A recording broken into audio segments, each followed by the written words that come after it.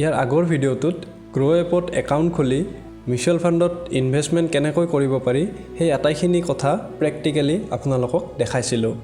কিন্তু মাৰ্কেটত বহুত বেলেগ বেলেগ ধৰণৰ মিউচুৱেল ফাণ্ড আছে যাৰ গ'ল আৰু ৰিস্ক প্ৰফাইলবোৰ বেলেগ বেলেগ। গতিকে ইনভেষ্ট কৰাৰ আগতে আপুনি মিউচুৱেল ফাণ্ড স্কিম এটা এনালাইজ কৰি লোৱাটো অত্যন্তই প্ৰয়োজনীয়, যাতে আপুনি নিজে ডিচাইড কৰিব পাৰে যে কোনটো ফাণ্ড আপোনাৰ বাবে পাৰফেক্ট হয়।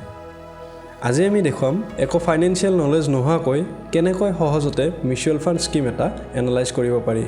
গতিকে আহক আমি ভিডিঅ'টো আৰম্ভ কৰোঁ।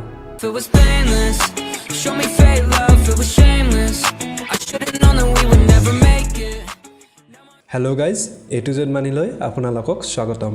স্কুল বা কলেজত নিশিকোৱা কিছুমান খুবেই দৰকাৰী ফাইনেন্সিয়েল কনচেপ্ট আপোনালোকৰ আগত আগবঢ়াটোৱে হৈছে আমাৰ মূল উদ্দেশ্য। এনেধৰণৰ টপিকৰ প্ৰতি যদি আপুনি আগ্ৰহী তেন্তে চেনেলটো ছাবস্ক্ৰাইব কৰি থ'ব। এতিয়া বেছি দেৰি নকৰি এনালাইজ কেনেকৈ কৰে সেইখিনি চাওঁ। প্ৰথমতে আমি গ্ৰ' এপটোত লগ ইন কৰি ল'ম। তাত আমি মিউচুৱেল ফাণ্ড ছেকশ্যনত সোমাম। মিউচুৱেল ফাণ্ড ছেকশ্যনত ওপৰতে আছে পপুলাৰ ফাণ্ডছ বুলি, তাৰ তলত আছে কালেকশ্যন বুলি, য'ত বেলেগ বেলেগ কেটেগৰীৰ মিউচুৱেল ফাণ্ডবোৰ আছে, যেনেকুৱা high return fund, tax saving fund, better than FD, etcetera etcetera. তো আমি হাই ৰিটাৰ্ণ কেটেগৰীটোত সোমাওঁ।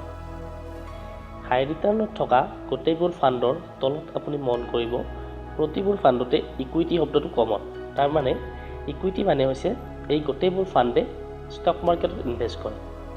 আৰু তাৰ লগে লগে আপোনালোকে মন কৰিব flexi cap, mid cap, large cap তেনেকুৱা শব্দ কিছুমান আছে। আচলতে তাৰ মানেনো কি? এইবোৰ বুজিবলৈ আপুনি জানিব লাগিব মাৰ্কেট কেপিটেলাইজেশ্যন মানে কি। কোম্পানী এটাৰ মাৰ্কেট কেপিটেলাইজেশ্যন মানে হৈছে কোম্পানীটোৰ টোটেল কিমান টকাৰ শ্বেয়াৰ মাৰ্কেটত ট্ৰেডিং হৈ আছে। মানে কোম্পানী এটাৰ মাৰ্কেট কেপিটেলাইজেশ্যন হৈছে total number of stock into price of that stock. গতিকে কোম্পানী এটাৰ শ্বেয়াৰ প্ৰাইচটো বেছি হ'লেই কোম্পানীটোৰ মাৰ্কেট কেপ বেছি বুলি ক'ব নোৱাৰি। কোম্পানীবোৰৰ মাৰ্কেট কেপিটেলাইজেশ্যন অনুসৰি কোম্পানীবোৰক তিনিটা ভাগত ভগোৱা হৈছিল: লাৰ্জ কেপ, মিড কেপ আৰু স্মল কেপ। লাৰ্জ কেপ মানে হৈছে যিবোৰ কোম্পানীৰ মাৰ্কেট কেপিটেলাইজেশ্যন 20,000 কৰোৰতকৈ বেছি। মিড কেপ মানে হৈছে যিবোৰ কোম্পানীৰ মাৰ্কেট কেপিটেলাইজেশ্যন 5,000 কৰোৰৰ পৰা 20,000 কৰোৰৰ মাজত। আৰু স্মল কেপ কোম্পানী হৈছে এইবোৰ কোম্পানী যিবোৰ কোম্পানীৰ মাৰ্কেট কেপিটেলাইজেশ্যন 5,000 কৰোৰতকৈ কম। তাৰ মানে অলৰেডি ডাঙৰ যিবোৰ কোম্পানী, যিবোৰ এষ্টাব্লিছ কোম্পানী, সেইবোৰ জেনেৰেলি লাৰ্জ কেপ কোম্পানীৰ ভিতৰত পৰে। লাৰ্জ কেপ কোম্পানীবোৰক ব্লু চিপ কোম্পানী বুলিও জনা যায়। গতিকে মন কৰিব এই ফাণ্ডবোৰত যিবোৰত ফ্লেক্সি কেপ লিখা আছে, তাৰমানে এই ফাণ্ডবোৰে তিনিওটা কেপৰ কোম্পানীৰ মাজত ইনভেষ্ট কৰে। আনহাতে মিড কেপ বুলি লিখাটোত মানে অকলি মিড কেপ ফাণ্ডতে ইনভেষ্ট কৰে। লাৰ্জ কেপ লিখাবোৰত স্পেচিয়েলি লাৰ্জ কেপ কোম্পানীতে ইনভেষ্ট কৰে। এতিয়া আপোনাৰ কোনটোত এডভান্টেজ বেছি? ডিফাৰেঞ্চটো এইটোৱে যে যিহেতু মই অলৰেডি ক'লোঁ লাৰ্জ কেপ মানে অলৰেডি ডাঙৰ এষ্টাব্লিছ কোম্পানী, তো এইবোৰত অকণমান ৰিস্কটো কম। স্মল কেপ কোম্পানীবোৰ হৈছে নতুনকৈ লিষ্টেড হোৱা কোম্পানী, যিবোৰৰ গ্ৰ'থ পচিবিলিটিও বেছি। গতিকে এনেকুৱা কোম্পানীৰ পৰা বেছি ৰিটাৰ্ণৰ আশা কৰিব পাৰি। কিন্তু এনেকুৱা কোম্পানীত ইনভেষ্ট কৰিলে অকণমান ৰিস্কো থাকে। কিছু বছৰৰ ভিতৰতে বহুতো small cap company large cap কোম্পানীত পৰিণত হয়, আৰু সেনেকুৱা কোম্পানীয়ে বহুত হাই ৰিটাৰ্ণ দিয়ে। আনহাতে মিড কেপত আপুনি ৰিস্ক আৰু ৰিটাৰ্ণ দুয়োটাই মডাৰেট হিচাপত পাব। আনহাতে লাৰ্জ কেপবোৰ যিহেতু অলৰেডি এষ্টাব্লিছ কোম্পানী, তো ইহঁতৰ পৰা আপুনি ৰিটাৰ্ণটো স্মল কেপৰ তুলনাত অকণমান কমকৈ পাব। কিন্তু এনেকুৱা ফাণ্ডত ৰিস্কটো অকণমান কম। এই বেলেগ বেলেগ কেপবোৰ বাৰু আপুনি বুজি পালে, কিন্তু কোনটো কেপত ইনভেষ্ট কৰাটো আপোনাৰ কাৰণে পাৰফেক্ট হ'ব। আহক আমি এতিয়া ফাণ্ড এটাৰ ভিতৰত সোমাই চাওঁ। পাৰস্পৰিক ফ্লেক্সি কেপ ফাণ্ড, ইয়াৰ ভিতৰত আছে ভেৰি হাই ৰিস্ক। ভেৰি হাই ৰিস্ক কিয় লিখিছে? ইয়াতে আপুনি যিমানবোৰ ইকুইটি ফাণ্ড পাব গোটেইবোৰতে আপুনি ৰিস্ক হাই ৰিস্কে পাব। ইয়াৰে তললৈকে আহি আমি এই ফাণ্ডটোৰ ৰিটাৰ্ণবোৰ চাব পাৰোঁ। 3 বছৰত এই ফাণ্ডটোৱে 19.99% ৰিটাৰ্ণ দিছে, 5 বছৰত 19.29% দিছে, আৰু যোৱা এবছৰত এই ফাণ্ডটোৱে 68.49% ৰিটাৰ্ণ দিছে। যোৱা বছৰত ইমান হাই ৰিটাৰ্ণ দিয়াৰ কাৰণটো হৈছে যোৱাবাৰ লকডাউনৰ টাইমত মাৰ্কেট ক্ৰেছ হৈছিল। গতিকে সেইটো সময়ত যিসকলে ষ্টক মাৰ্কেটত ইনভেষ্ট কৰিছে তেওঁলোকে বহুত ভাল প্ৰফিট লাভ কৰিছে। গতিকে আপুনি এতিয়া যদি এনেকুৱা ফাণ্ডত ইনভেষ্ট কৰে আপুনি 1 ইয়াৰ ৰিটাৰ্ণটো নাচাই 5 ইয়াৰ বা 3 ইয়াৰ ৰিটাৰ্ণ তেনেকুৱা সেমকে এক্সপেক্ট কৰিব পাৰে অৱশ্যে মিউচুৱেল ফাণ্ডত আপোনাক পাষ্ট পাৰফৰ্মেন্সে কোনোদিন ফিউচাৰৰ গ্যাৰান্টি নিদিয়ে ইয়াতে এটা গুৰুত্বপূৰ্ণ কথা কৈ থওঁ যে যেহেতু এতিয়া দেশত বহুতো ঠাইত লকডাউন চলি আছে এইবাৰো মাৰ্কেট ক্ৰেছ হোৱাৰ চান্স আছে যদি তেনেকুৱা হয় আপুনি ষ্টক মাৰ্কেটত ইনভেষ্ট কৰা অপৰচুনিটিটো নেহেৰুৱাব গতিকে বলক আকৌ আমি এনালাইসিসটো চাওঁ ৰিটাৰ্ণৰ তলতে আছে ৰেটিং এই ফাণ্ডটোক 5 ষ্টাৰ ৰেটিং দিছে গ্ৰোৱে আপুনি অকল গ্ৰোৰ ৰেটিঙৰ ওপৰতে নিৰ্ভৰ নকৰি গুগলত এই ফাণ্ডটোৰ ৰেটিংটো চাব পাৰে ফাণ্ড সাইজটো হৈছে 9178 crore মানে টোটেল ইমান টকাৰ ফাণ্ড এই ফাণ্ডটোৱে মেনেজ কৰি আছে ৰিটাৰ্ণটো আমি চালো প্ৰ এণ্ড কনছত আপোনালোকে পজিটিভ আৰু নেগেটিভটো পাব এইবোৰ চাই ল'ব লোৱাৰ এক্সপেন্স ৰেচিঅ' মানে হৈছে এই ফাণ্ডৰ ফাণ্ড মেনেজাৰ আৰু ফাণ্ড মেনেজিং কোম্পানীটোৱে এটা চাৰ্জ লয় এই আপোনাৰ ফাণ্ডটো মেনেজ কৰাৰ কাৰণে তো হেতুক আমি এক্সপেন্স ৰেচিঅ' বুলি কওঁ আৰু এইটো এই ফাণ্ডটো কম বুলি কৈছে কম্পেৰেটিভলি তো হেতু পজিটিভত ধৰিছে আৰু ৰিটাৰ্ণবোৰ এইবোৰো পজিটিভ আছে কনছত নাথিং সোফাৰ বুলি কৈছে ফাউণ্ড নাথিং সোফাৰ এতিয়ালৈকে তেনেকুৱা নেগেটিভ পইণ্ট একো পোৱা নাই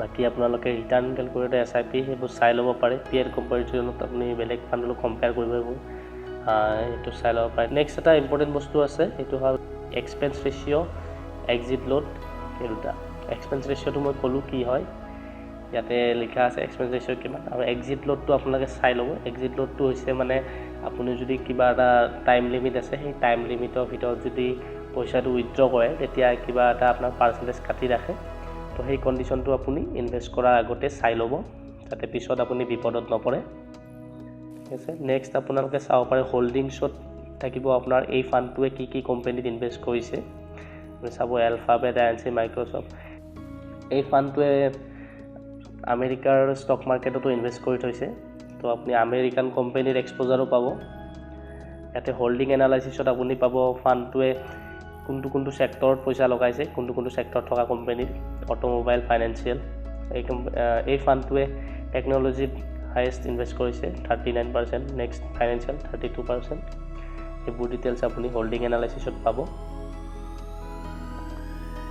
নেক্সট আছে মিনিমাম ইনভেষ্টমেণ্ট এমাউণ্ট আপুনি 1000 এৰে ষ্টাৰ্ট কৰিব পাৰে মিনিমাম আমি আগৰ ভিডিঅ'টো দেখাইছোৱে কেনেকৈ সৰুকৈ SIP আৰম্ভ কৰি আপুনি কৰৰপতি হ'ব পাৰে নেক্সট আৰু আছে আপোনাৰ ফাণ্ড মেনেজমেণ্ট ইয়াতে ফাণ্ড কোনে মেনেজ কৰি আছে আৰু ডিটেইলছবোৰ আপোনালোকে চাব পাৰে আৰু এটা ইম্পৰ্টেণ্ট বস্তু আপোনালোকে চাই ল'ব ইনভেষ্টমেণ্ট অবজেক্টিভ ফাণ্ডটোৰ অবজেক্টিভ কি এইটো আপোনাৰ অবজেক্টিভৰ লগত মেচ কৰিছে নে নাই যদি কৰে তেতিয়াহে আপুনি ইনভেষ্ট কৰিব ইয়াতে লিখিছে the scheme aims to achieve long term capital appreciation by investing primarily in equity and equity related instruments মানে লং টাৰ্ম ইনভেষ্ট কৰাৰ কথাই কৈছে ময়ো এইটোৱে কওঁ যে আপোনালোকে যদি ইকুইটি ফাণ্ডত ইনভেষ্ট কৰে আপুনি মিনিমাম হ'লেও 3 ইয়াৰ্ছ টাইম ল'ব তাতকৈ বেছি টাইম আপোনাৰ হাতত যদি আছে তেতিয়াহে আপুনি ইকুইটি ফাণ্ডত ইনভেষ্ট কৰিব তাতকৈ যদি আপোনাৰ টাইম পিৰিয়ড কম তেতিয়াহ'লে আপুনি ডেপ ফাণ্ড বা আপোনাৰ যিটো ইয়াতে আন এটা কেটেগৰী আছে বেটাৰ দেন FD সেইটো কেটেগৰী ফাণ্ডত ইনভেষ্ট কৰিব পাৰে অন্যথা আপুনি বেংকৰ ফিক্সড ডিপজিটত ৰাখিব পাৰে যদি আপোনাৰ টাইম হৰিজনটো 3 ইয়াৰ্ছতকৈ কম তলত আকৌ কিবা এইবোৰ ৰিলেটেড নিউজ আছে ফাণ্ড ৰিলেটেড বলক আমি বেক হৈ যাওঁ এবাৰ বাকীকেইটা কেটেগৰী হৈছে টেক্স ছেভিং ইয়াতে আপোনাৰ সেইবোৰ ফাণ্ড আছে যিবোৰ ফাণ্ডত ইনভেষ্ট কৰিলে আপুনি টেক্সত দেখাব পাৰে টেক্সত এক্সেমশ্যন পায় বহুতো চাকৰিয়ালক এনেকুৱা ফাণ্ডৰ দৰকাৰ হ'ব পাৰে তেওঁলোকে টেক্স এক্সেমশ্যনৰ কাৰণে এনেকুৱা ফাণ্ডত ইনভেষ্ট কৰি দেখাব পাৰে ইয়াতো এটা গুৰুত্বপূৰ্ণ কথা কৈ থওঁ যে এনেকুৱা ফাণ্ডত এটা লিমিটেশ্যন আছে যে এইবোৰ ফাণ্ডত আপুনি ইনভেষ্ট কৰিলে মিনিমাম 3 ইয়াৰ্ছ ৰাখিবই লাগিব তাৰ আগত আপুনি পইচাখিনি ওলাব নোৱাৰে গতিকে এনেকুৱা ফাণ্ডত আপুনি যদি ইনভেষ্ট কৰে তেতিয়াহ'লে আপুনি লামচাম কৰিব SIP নকৰিব ঠিক আছে আন এটা কেটেগৰী আছিলে কি বেটাৰ দেন FD ইয়াতে আপোনাৰ ডেপ ফাণ্ড আছে ইয়াতে ষ্টক মাৰ্কেট ফাণ্ড নহয় এইবোৰ ফাণ্ডত চাওক আপুনি ডেপ ফাণ্ড ইয়াতে আপোনাৰ ৰিস্ক কম আৰু ভিতৰত আপোনাৰ যিকোনো ফাণ্ডৰ ভিতৰতে চাব ৰিস্কটো কম মডাৰেট ৰিস্ক লিখিছে আৰু ৰিটাৰ্ণবোৰো চাওক আপোনাৰ ফিক্সড ডিপজিটতকৈ বহুত বেছিয়ে পাব আপুনি তথাপি তো বন্ধুসকল দেখিলেনে কিমান সহজতে মিউচুৱেল ফাণ্ড এটা এনালাইজ কৰিব পাৰি। গতিকে আজিলৈ এইখিনিয়ে। যদি আপুনি ভিডিঅ'টো ভালকৈ চাইছে তেনেহ'লে নিশ্চয় আপুনি নিজৰ বাবে এটা উৎকৃষ্ট মিউচুৱেল ফাণ্ড নিজে চইচ কৰি ল'ব পাৰিব। আপুনি কাৰো কথা শুনি এইটো ফাণ্ড ভাল তেনেকুৱাই ব্লাইণ্ড গেছ মাৰিব নালাগে।